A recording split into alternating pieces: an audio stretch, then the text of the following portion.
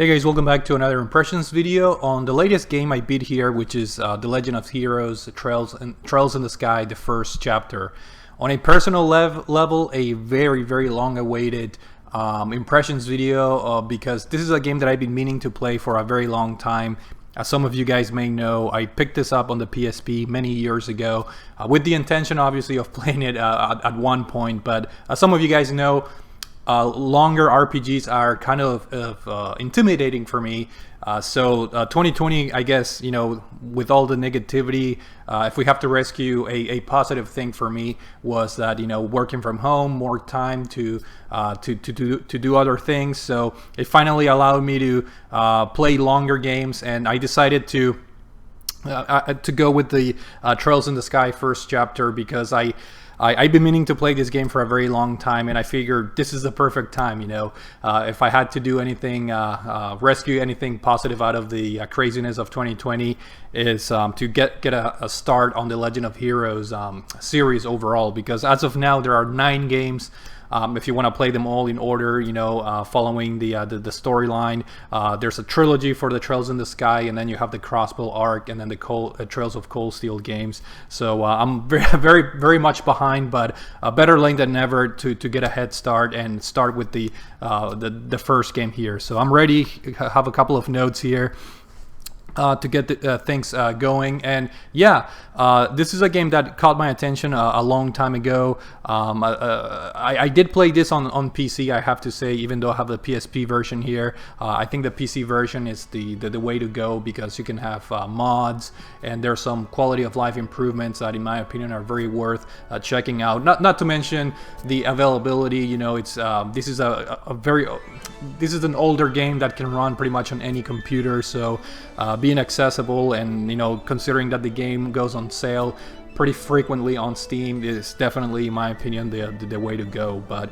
let's just get started with the story, which again, in my videos I don't spoil the story of games, but I'll just give a broad, I guess, impressions on what I thought about the story.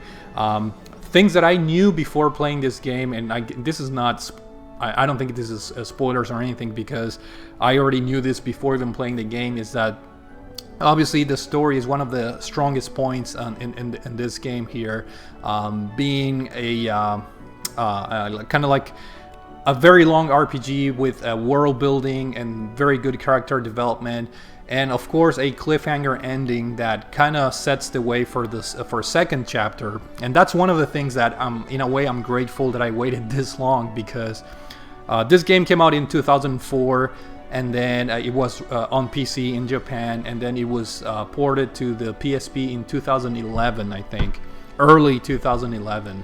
And second chapter wasn't out or localized here until late 2015 from what I understand.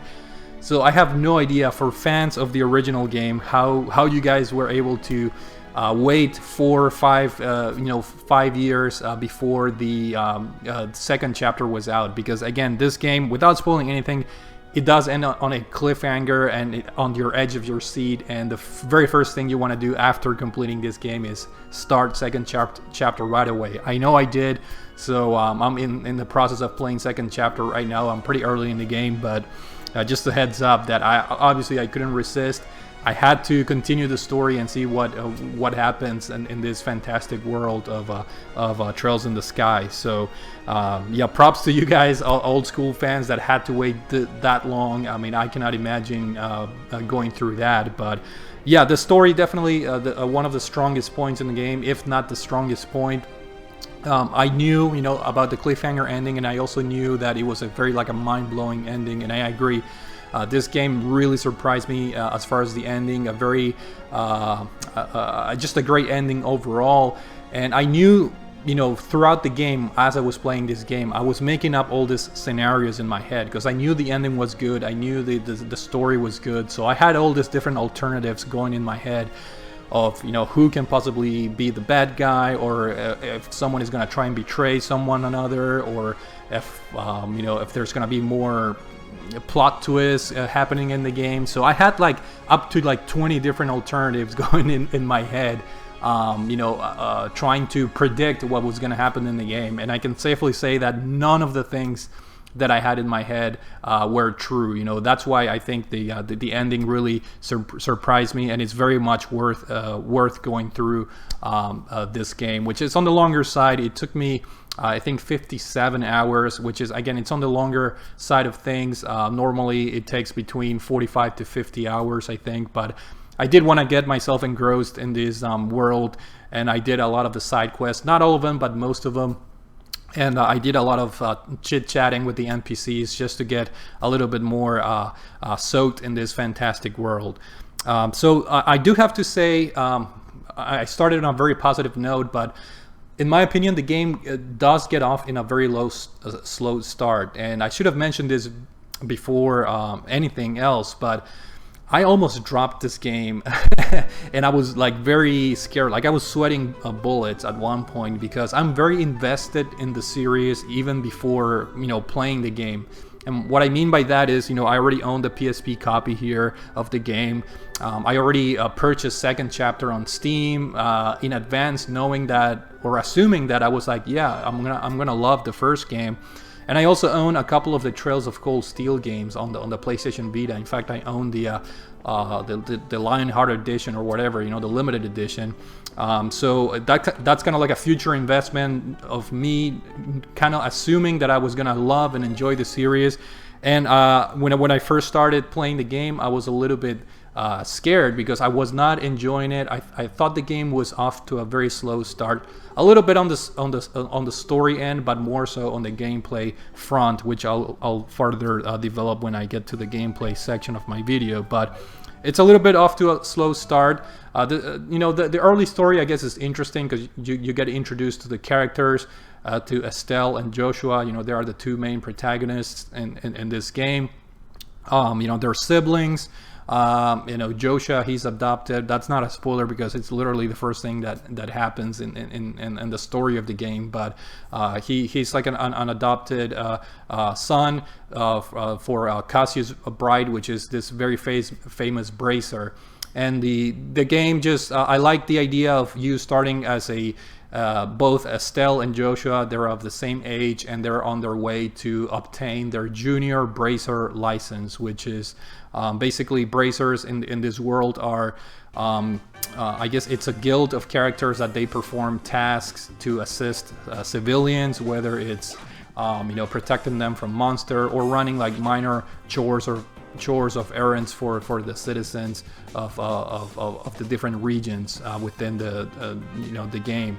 So you're on your way to get your junior bracer I guess license, and that's how the game starts. And then your father, he has to leave on an assignment, and then you take on other assignments in order to become a senior bracer down the road and gain more experience. And that's how the game paves the way for you to explore the vast region of the Kingdom of Liberal. I think that's how you pronounce it. That's where the game takes place. So, but again, the game it's off to a very slow start. It almost feels at some points that the game is almost like a visual novel, because the game just throws you a ton of text. Not so much in making decisions or anything like like the Telltale games or anything like that, but it's a lot of reading, a ton of reading. Thankfully, Disco Elysium sort of prepared me for that this year, but there's a lot of reading, a lot of characters talking to you, explaining not only the story but the gameplay mechanics, the combat system. So there's a lot of things that you get thrown at early in the game that slowed things down considerably for me. So once I was able to get past through that, I guess very slow paced start, I was obviously able to enjoy and loved this game. I really enjoyed the contrast in the character development of, for example, the two main protagonists, Estelle and Joshua. Estelle, she is more of a emotional, in a aggressive way type of personality. She's very hot-headed, very vocal, very aggressive. Pull the trigger first, ask questions later type of personality. Whereas Joshua is the opposite. He's very calm, collected, very intellectual. He likes to think things through before doing something. So I really enjoy that contrast between the two characters, and of course their development throughout the game it's pretty good because they get to travel together, and of course you're joined by other characters. along your journey that I also enjoy. Their personalities, they all have their agendas, if you will, and they also have their own, obviously, gameplay style with different weapons, but they also have their own stories and their own personalities. Really enjoy Scheherazade, I think that's how I pronounce her name, and obviously Oliver. I mean, I think everyone enjoys Oliver. He's kind of like a sort of like a creepy character, but he makes up for that for a very funny dialogue in the game, as far as, you know, the interaction with the NPCs. And then another thing that I keep hearing about before playing this game is the use of the world building features, which I thought I was not going to experience in this particular game, because the world building aspect, I think, or I thought, would come later when I played the second chapter and third chapter, and eventually, you know, the Crossbell Arc and the Trails of Cold Steel games. But I was surprisingly, I guess, wrong in that assertion, because the actual world building happens within the first game, and it happens in different ways. For example, if you buy like the newspaper, when you get to the next town and you buy the newspaper, you can read it, and you can read about things that are ongoings. For example, if something major happens in the story, you can go and talk to the NPCs, and they would talk about that happening. Or, you know, again, if you read like the newspapers, you know, they will talk about what's happening in the world at the moment. And I thought that really helps bring this place to life, you know, the Kingdom of Liberal. And of course, the game also has other resources when you visit, like museums or libraries and things like that, and you read books. They refer to other things for the other regions of this, I guess, universe, you know, the Erebonian Empire and the Calvard Republic, and all these other regions that will play a role later on when when the player will transition to the different arcs. So the game sets up beautifully. Obviously, it's a lot of information to take on, but the game does that a good job of kind of like creating this fantasy or fictitious world in a very realistic way, if that makes any sense. So I did enjoy learning about the past, you know, the previous wars between the Liberal and the Erebonian Empire and all that. I think there are some very interesting aspects, you know, that touch on pretty good themes, like mature themes, you know, such as, you know, the militia and, you know, their armies and the different points of view as far as the politics that happens in the universe of the game. So very interested to see how that was handled just in the first game alone. And of course, this is a concept that gets expanded in the games that I'm looking forward to enjoy when I play the other games in the Legend of Heroes series. With that being said, you know, overall the story, again, major pros. Perhaps the best thing about the game, the story and the character development, and then the world building. As far as graphics, talking a little bit about the graphics, nothing major to, I guess, to praise the game. This is obviously an older game that was released in 2004. So the graphics, they look a lot. I thought this game was based on the Falcom East Arc of Napishtim engine, because the character models, they look very, very samey.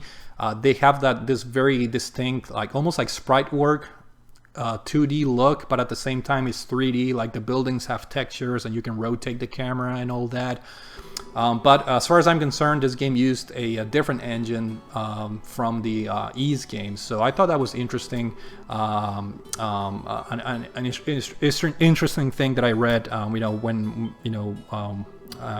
playing the game.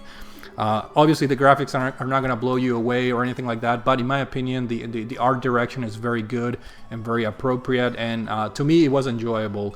Some people may find the graphics a little bit off-putting because, again, you know, they look retro to begin with. Like even in 2004, I think the graphics already looked dated. But the graphics are what they are, and in my opinion, they're charming and good looking, and they give a certain charm to the game itself. Now, there is a evolved version that came out in the Vita a couple years later that I think has new textures and new graphic character models.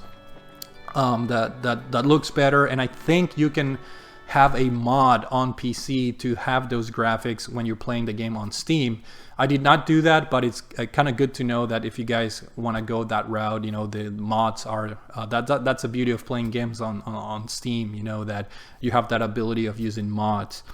And then another thing that I really enjoyed, kind of similar to other to the Ys games, I guess, you know, the certain main characters, they have a very beautiful hand-drawn anime type of character designs and hand-drawn, and when you have the text like conversations or the script at the bottom of your screen, you know, the main NPCs, they each have their own hand-drawn like faces and facial expressions that are very, very well done and add to the charm of the game. So the one thing I wish the game had more was animated cutscenes.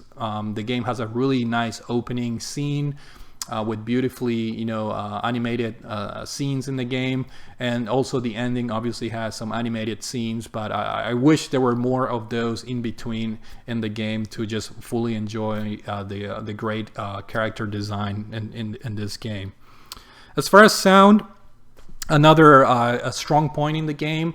Coming from, you know, playing, I'm a big fan of the Ys games, obviously, so my standards are pretty high when it comes to the Nihon Falcom JDK sound team, or whatever they're called. This game is a little bit different from the Ys games. It has a more toned down, more appropriate type of soundtrack for this type of game, because, you know, Trails of Cold Steel is not action based, it's turn based, it's more focused on story, it's a slower, a much slower paced game. It's a more I guess epic kind of like a presentation and story, if you will. So the game does have very appropriate soundtrack that you know, there are some great songs in this game that you can guys enjoy if you have Spotify or YouTube Music, whatever the Google service is. You can listen to those soundtracks in there. They're available, and it's just fantastic. You know, I really enjoyed some of the soundtrack in this game. Is very memorable in my opinion. Not as good as the Ys games though. You know, those are my absolute favorite, just because of the heavy kind of like the metal guitar riff, a type of sound. I enjoy that more, but that type of those types of songs are more appropriate to the Ys games because they're fast-paced, they're shorter. So this game has a different approach, and that's totally fine. I believe this game does not have voice acting, but I believe the Evolution version on the Vita does have voice acting. Unfortunately, that game came only out in Japan. But I think there are mods where you can add those voices in the Steam version. I'm not really sure, but I didn't really care to explore using mods yet, at least. But maybe in the future, if I want to replay this game, I'll explore those options. And lastly, I'll talk about the gameplay, which you know, this is overall a great JRPG, great story, great character, you know, development, a very good soundtrack. The graphics are okay, I guess, but the gameplay is a little bit of both great and not so great at the same time. The combat system can be a little bit hard to learn at first, and the game does a very poor job of explaining you how the combat system works. Which is one of the reasons why this game has a very slow start. They kind of try to teach you how things work, but it's just a very slow and boring type of way that to the point that I almost dropped this game. I'm not joking, guys, but I was like sweating. I was sweating because I was like, I'm already invested in this. I already have future games on my shelf. And I'm glad I kind of pushed myself through. But what I'm trying to get is that the game is a little bit deceiving. Because it does not do a good job on explaining the combat system, which, by the way, it's like a grid, turn-based a combat system. But the tricky of that combat system relies on that orbal type of system where you have to have align certain elements for your the quartz. And in order to get quartz, you need to get the sepium, and the sepium is part of the sepiths. Like, this game it's broken down in in all this very complicated nomenclatures and things, but it all boils down to when you defeat enemies, you get the sepith, like small stones that have elements like water, fire, wind, earth, and then you can use those to develop quartz, and then you can use the quartz to put it in your orbal system. And once you put them in the orbal system, you have to rearrange them in order to get the desired arts. And when you use the arts in the game, then you also need the sepith to use them. So obviously, I know now because I finished the game, I put 57 hours. But my advice, if you guys are playing this game for the first time, would be to do not rely on just the simplistic part of the combat system, because you can totally get through this game by just using your regular physical combat, combat system, and by using very simple to use arts for like healing and attacking and things like that. But the later dungeons in the game, especially the final dungeon, and the later enemies and boss battles will test your knowledge of the combat system in such a way that you have to have a very, very good understanding on how to use advanced arts, on how to use your crafts and then the special crafts, which is different from your arts. So you better be able to develop a good understanding of those in order to have a easier time to defeat the enemies and the bosses later in the game, which are not easy. I think this game, the difficulty is fairly normal. I play this on normal, but there are some certain enemies and bosses that are on the hard side, and especially towards the end of the game becomes very hard.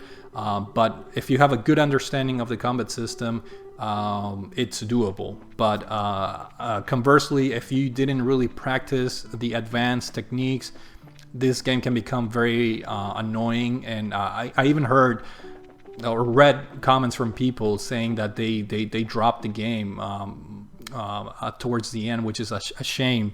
So my advice would be to try to read on the combat system. That's what I did, because there are not very good tutorials videos on YouTube. So I had to read a little bit on the advanced, I guess, properties of the combat system. But once you learn to the ins and outs, it's a very rewarding system. It's not perfect. It's not an awesome combat system. I think it's a very good combat system. If I had to use a description, it's a very good gameplay and combat system, but it's not great like in other RPGs. But overall, once you have the handle of it, it becomes second nature.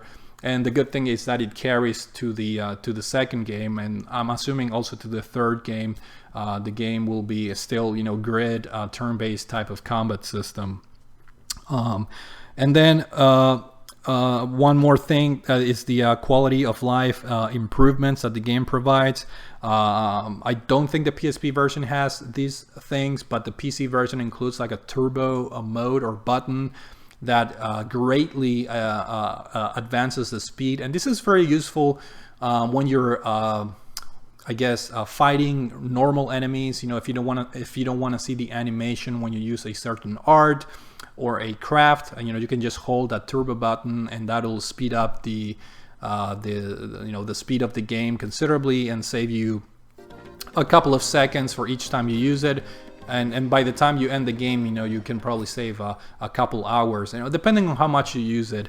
I wasn't a big fan of the turbo button, because when you're walking on the regular world, and you bump into enemies, if you bump them on the wrong side, they have an advantage. But if you bump into them from behind, then you have an advantage. And some of the normal enemies in this game can actually deal some damage, and kind of takes me to the kind of like another gameplay thing that kind of bothered me, which is the healing part. Coming from the Ys games, when we're talking about Nihon Falcom games, Ys games, once you get to a checkpoint, you can just go to that statue and kind of like replenish your health pretty easily. All you have to do is kind of like touch the statue. All your problems or your health goes back up, and if you have poison, you stop being poisoned and all that. But with Trails in the Sky, they have these statues scattered through the world, but there's only like 3 or 4 throughout the whole game. and they're very inconveniently located. So you have to rely a lot on healing items and foods that you can buy, or you can learn recipes in this game. That's another like key element of the gameplay. You can, you know, buy ingredients and create your own food. But it's a little bit on the annoying side, because it just requires that extra step for you to heal, or to you know, to replenish your EP points, to use arts and things like that. You know, the game is a little bit cumbersome on that regard, but it's doable, and you know, it's definitely just one thing that kind of bothered me, not being able to easily replenish your health. I guess I was a little bit spoiled by playing the ease games. And then I think that's it. You know, other than the slow start, this game picked up in terms of story and gameplay very quick, and it became a very enjoyable JRPG to the point. As soon as I finished first chapter, the next day I started the second chapter. How can you not? That's my question. Like, if you guys finish first chapter and haven't played second chapter right away, something is wrong, because it's just the way the game ends. It's just very addicting, or very impulsive for you to, you know, go and play second chapter. I do have to say that I don't recommend rushing through this game, and in fact doing quite the opposite thing, which kind of goes against that slow start thing that I was complaining, that quote-unquote visual novel element. It was frustrating at first because the game throws so much information at you about things that you don't know. However, throughout the game, I found myself talking to a lot of NPCs. I found myself reading books, reading newspaper articles within the game, because I wanted to get as much information as possible from this just beautiful, I guess, world that the developers at Falcom created. And it's something that I strongly recommend. Do as many side quests as you can, which that leads me to one last, I guess, negative thing. The side quests in this game, like some of them, if you don't perform them right away, you lose them, and by losing them, you lose the ability to gain bracer points. And bracer points are important in order to gain new like skills for your characters. So I was a little bit disappointed to find out that some of the side missions that I wanted to complete were like cut short, or I failed them, even though I had the intention to complete them. Sometimes I wanted to maybe move on in the story before I completed some side quests, but you have to be very, very careful. So my advice would be, if you guys are interested in doing the side quests, make sure you do all of them first, and then you move on with the story in this game. There's definitely a lot of missable content, and the way the game is set up, you cannot go back to a lot of the regions that you already explored in the game, which is another kind of like a negative thing. But you know, when you put things together, it kind of makes sense. You know, the game just has to keep moving on. You have to keep exploring and move forward in the kingdom of Liberal. But I guess that's another small dent, if you will, that I found within this game. But overall, fantastic. Finally happy that I was able to play this fantastic game. Highly recommended. I'm sure most of you guys already played this game, but if not, make sure you check it out.